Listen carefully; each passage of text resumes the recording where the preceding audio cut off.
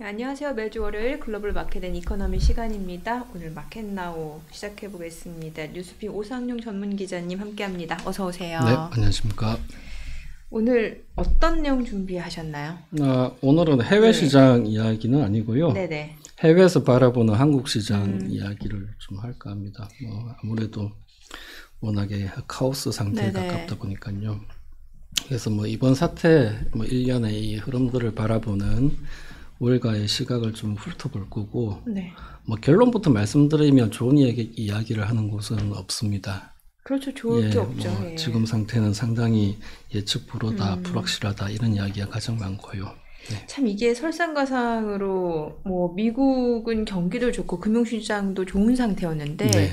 사실 우리는 안 그랬단 말이죠. 경기도 지금 거의 내수 맞습니다. 침체, 금융시장도 약간 그렇죠. 소외된 느낌이었는데 여기에다 뭔가 네. 기름을 확 부은 격이에요. 그러니까요. 예. 이게 열심히 더 힘을 모아서 해도 네네네. 모자랄 판에. 그리고 무엇보다 이제 글로벌 그 정치랑 경제에 이제 모든 걸 다 좌지우지하는 미국의 수장이 이제 바뀌는 그런 그렇죠. 국민이었단 말이에요. 그래서 많은 나라들이 그 트럼프에 대해서 어떻게 해야 되나 하는 그 전략 수립을 하기에도 바쁜 그런 상황이었는데요. 우리는 좀 아직 그럴 준비를 전혀 못하게 됐죠. 네. 그래서 이게 수습을 하기까지 빨리 어쨌든 마무리가 되면 좋겠는데 그게 바라는 대로 네네. 그렇게 될 거라는 보장은 또 없다 보니까 그래서 유무형의 피해가 되게 많을 거다라는 우려들이 국내뿐만 아니라 해외에서도 꾸준히 나오고 있습니다. 아무래도 우리 금융시장에 대해서 대외 신인도가 좀 걱정일 수밖에 없을 것 같은데 혹시 네. 어떤 좀 변화된 내용들이 있나요? 네, 바로 우리 한번 예. 첫 번째 차트 보시죠. 네.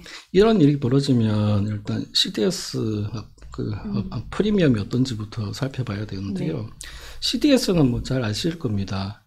국채나 그 회사채 부도 위험에 대한 해지성 보험이에요. 예. 그래서 CDS 프리미엄이 올라간다는 말은 그 보험료가 올라간다는 얘기입니다.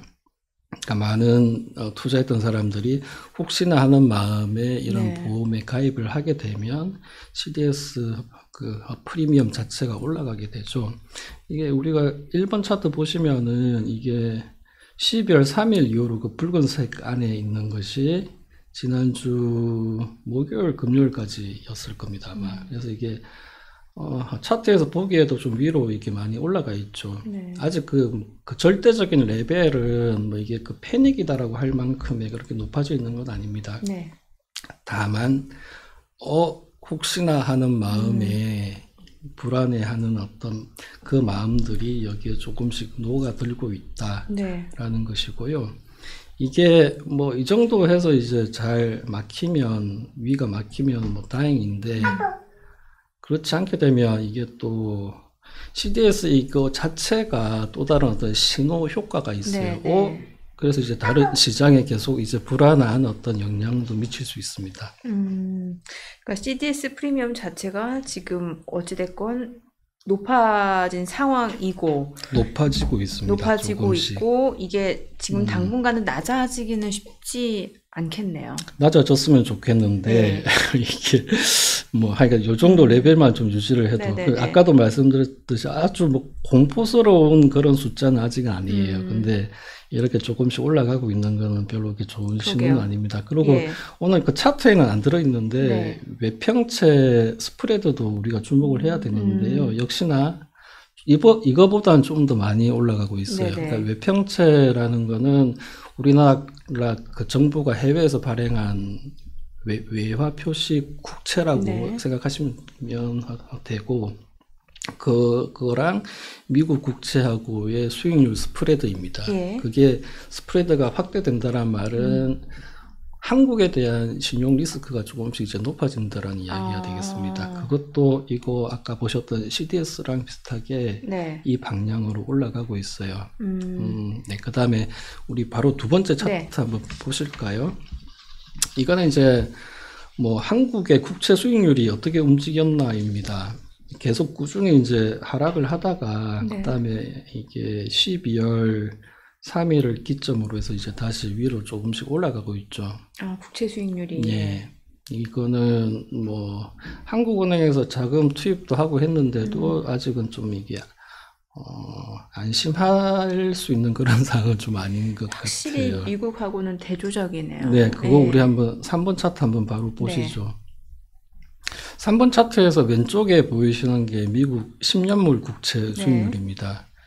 지난주에는 꾸준히 하락했죠. 그 원안에 보시면은. 근데 이제 오른쪽 차트를 보시면은 미국 국채 수익률이 이게 푸른색인데요. 이게 하락하는 동안에 붉은색 우리나라 10년물 수익률은 올라가고 있어요.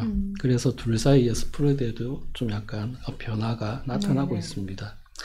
뭐 이것만 아직까지 상황만 놓고서 이게 대단히 지금 위험하고 엄청 이제 더 속도가 붙을 거다라고 우리가 이렇게 단언하기는 어려워요. 근데 시장이라는 게 일순간입니다. 그러게요. 뭔가 한번 조건이 좋아지면 되게 좀 위태로워질 수가 있는 건데 그 위태로움이 지금 가장 강하게 표현되고 있는 게 외환시장입니다. 네. 우리 한번 4번 차트 한번 보시죠. 왼쪽에 그게 이제 지난 6일간의 우리나라 그 달러 원 환율입니다. 이게 아주 붉게 이렇게 솟아 올라 있는 거는 12월 3일 날 이제 10시 반 이후의 맞아요. 모습입니다. 그때 한 1447원? 예, 계속 이제 뭐 눌러놓는다고 눌러놨으면 그냥 뭐 엄청나게 또 올랐고요. 그 다음에는 이제 외환 당국 개입이 이제 더 강하게 나오면서 이제 밑으로 내려오기도 했는데, 물론 이제 의회에서 뭐 계엄 해제 요구하는 그게 이제 통과되면서 12월 3일 하루는 또 이제 많이 다시 내려오기도 했는데, 우리 오른쪽 차트를 보시면 이게 12월 4일부터서 뭐 수목금의 상황입니다. 그 당국이 개입을 꾸준히 하고 있음에도 환율이 꾸역꾸역 올라가고 있어요. 좀 불안하죠. 그러니까 워낙 약세가 계속 이어진다라는 거잖아요. 예. 그러면 이게 기업 입장에서도 영향이 클 수밖에 없겠네요. 이게 예전에는 달러가 강하고 원화가 약세이면 수출기업 좋다라고 하는데 요즘은 꼭 그렇지도 않잖아요. 예전에도 그건 좀 선후 관계가 바뀌었을 가능성이 큽니다.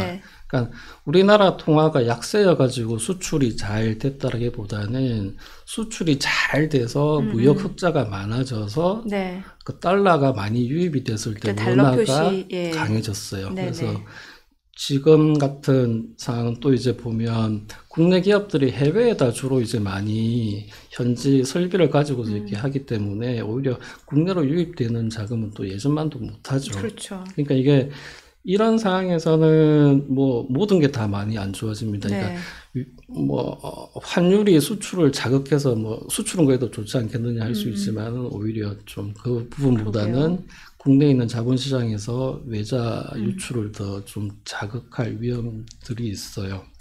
그리고 아까 전에 한 말씀만 더 드리면은 기업들은 정말 연말 되면 이제 내년도에 자금 조달을 언제 어떻게 하겠다라는 그런 걸 수립을 합니다. 근데 지금처럼 국내 시장 금리가 불안해지고 해외에서 이제 국내물을 바라보는 시선이 불안해지면 뭐 가령 해외에서 그 달러 자금을 조달하기로 했다라고 하면 더 많은 이자를 줘야겠죠.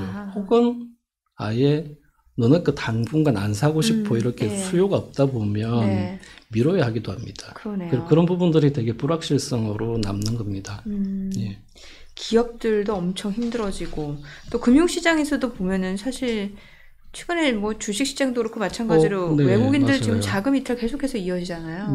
지금 우리 한번 그 5번째 차트 한번 보시면 이게 코스피 시장에 들어가 있는 외국인들의 이제 일간수 매매 동향입니다. 12월 2일부터서 지난주 금요일까지 5일 동안만 이렇게 뽑아봤는데 12월 3일 날은 이게 장 마감했을 때까지입니다. 오후 3시까지고. 그러니까 그날은 뭐 외국인들이 모처럼 샀어요. 그리고 이제 잘 아시다시피 그날 밤에 사태가 있었고 그러고 나서 사흘 동안 연달아 쭉 빠진 게 1조 원 가까이 이제 외국인들이 순 매도를 한 것이고요. 그러니까 이게 뭐 약간은 우리가 이렇게 국채도 팔고 주식도 팔고 원화도 팔고 이런 거를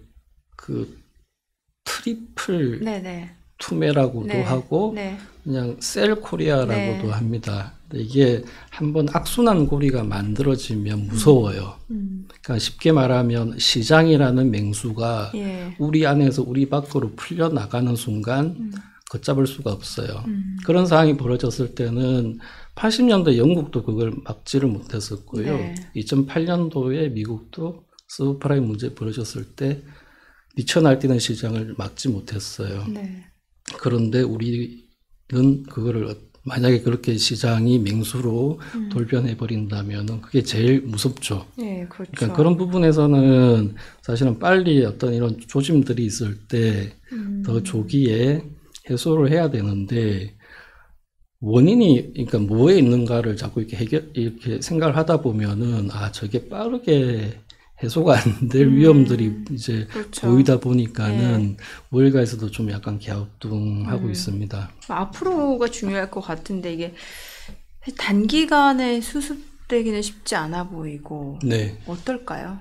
일단은 우리가 뭐 알 수 없죠. 또 네. 내일 당장 뭐 잘 해결이 될 수도 있고 아니면 진짜 내년 3월, 4월이 되어도 아무런 해법을 못 찾을 수도 있는데 일단은 뭐 그나마 다행인 거라고 해야 될까요? 우리나라의 어떤 대외 신뢰도가 완전 그렇게 뭐 지금 상황에서 크게 이렇게 뭐 두려워해야 할 그런 상황은 또 아닐 수도 있고요. 실제로 국제 신용평가기관에서 네, 맞습니다. 나오는 내용들 6번째 한번 차트 한번 바로 보실게요. 이게 신평사들의 이거 표는 역대 이제 레이팅이 어떻게 바뀌었는가입니다. 가장 뭐 요 근래 있었던 게 2015년, 16년 뭐 이때인데요.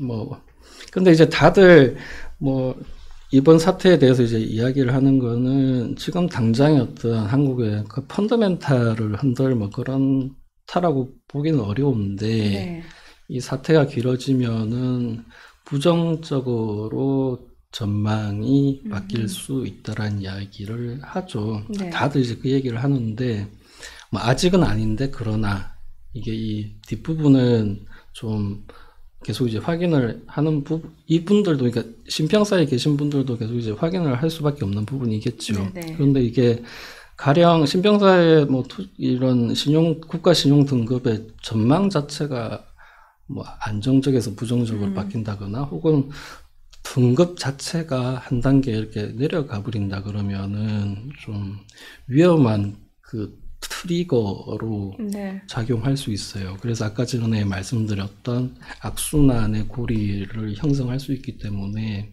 그래서 이렇게 공포를 마치 좀 조장하는 것 같아가지고 좀 그렇긴 한데 여전히 어쨌든 우리가 안심할 사항은 아니다. 예, 그렇습니다. 월가에서는 실제로 지금 우리나라 상황 어떻게 보고 있나요? 안 좋게 봅니다.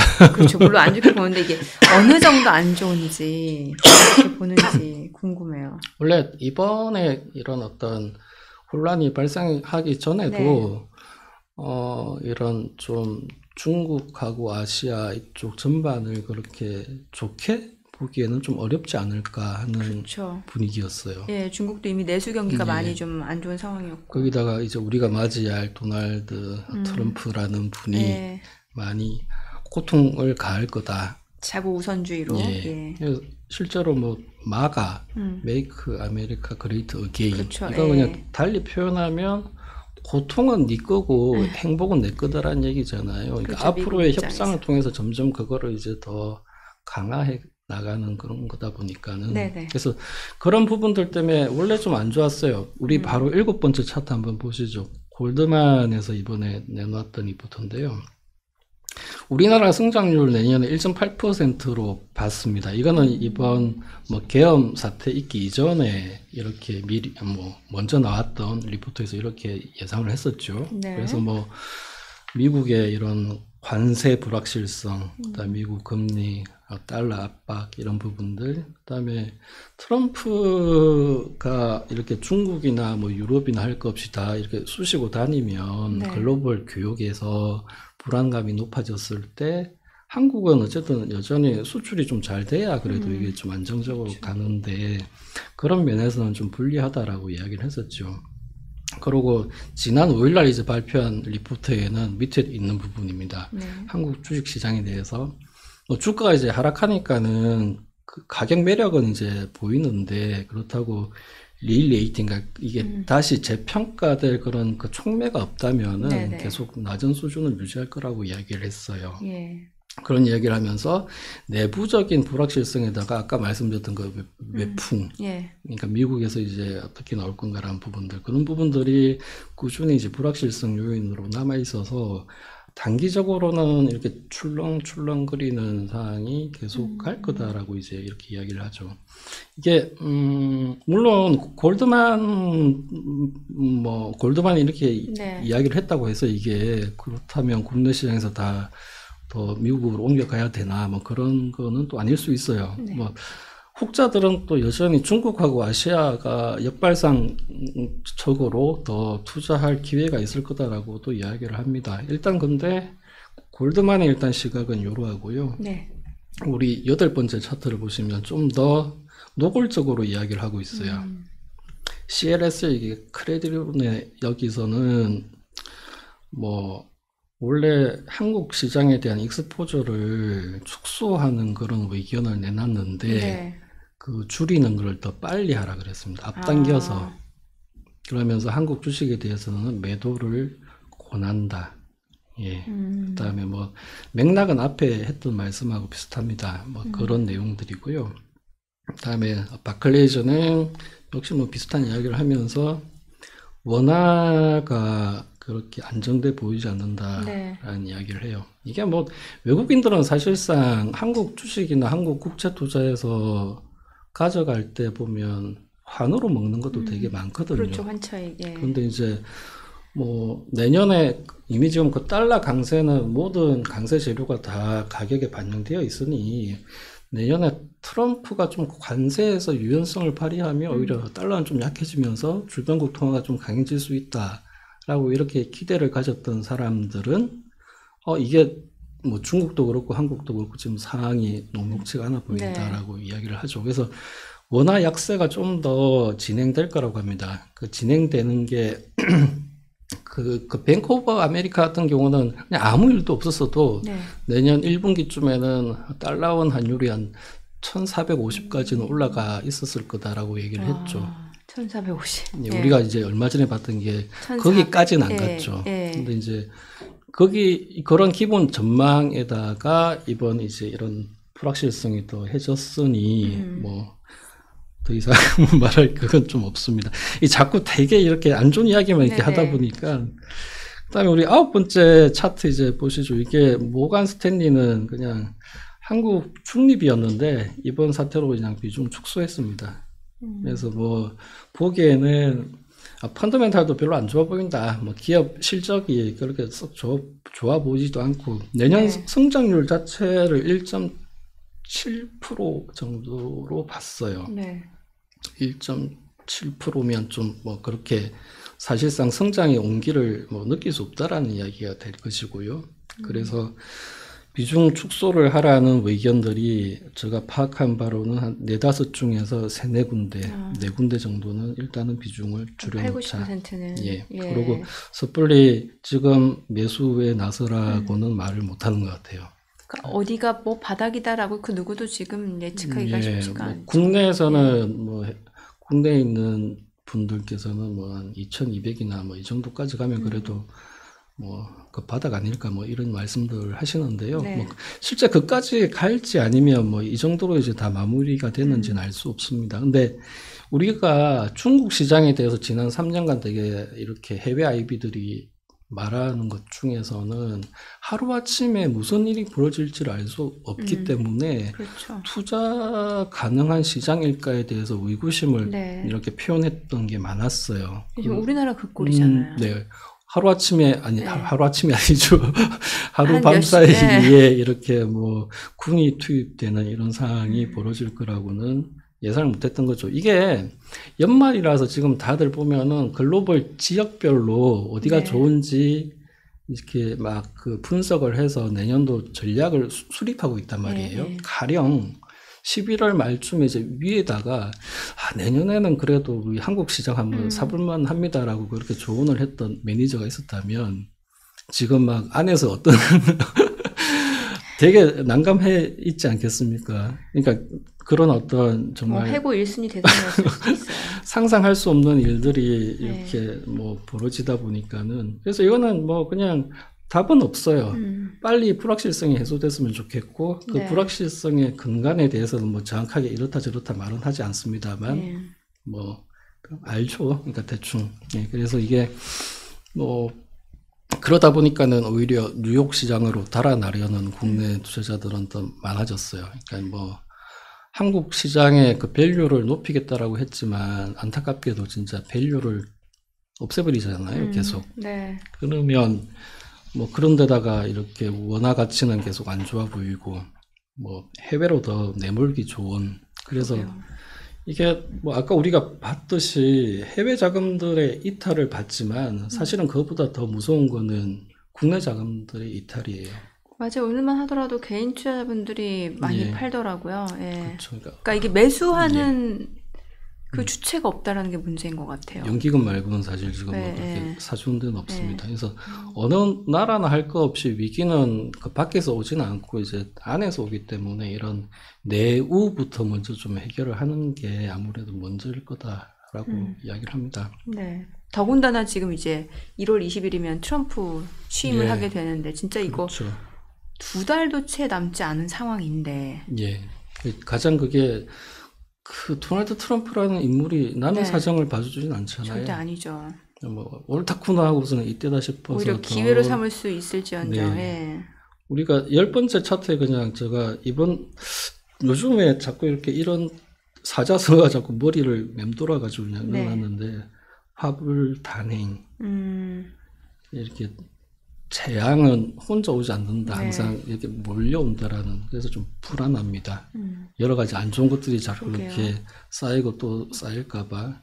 우리가 뭐 트럼프에 대해서는 지금 사실은 많은 나라들이 그 도널드 트럼프 주변 인물들과 선을 대기 위해서 물밑에서 열심히 지금 작업을 하고 있어요. 그러게요. 근데 우리는 원래부터 그 작업이 수월치 않은 데다가 한계가 있기 때문에. 근데 지금은 뭐 아예 그냥 이쪽으로는 생각도 못 하고 있는 것이죠. 지금 내부 수습하는 것도 지금 정신없을 텐데. 그러다 보니까는 뭐 이제 실제 내년 1월 20일이 되어서 도널드 트럼프가 와서 한국에 대해서 뭐 말을 할 때마다 계속 헉헉 하면서 그냥 얻어맞을 위험만 자꾸 이렇게 쌓이고 있는 거 아닌가. 그런 불확실성이 또 커져갑니다.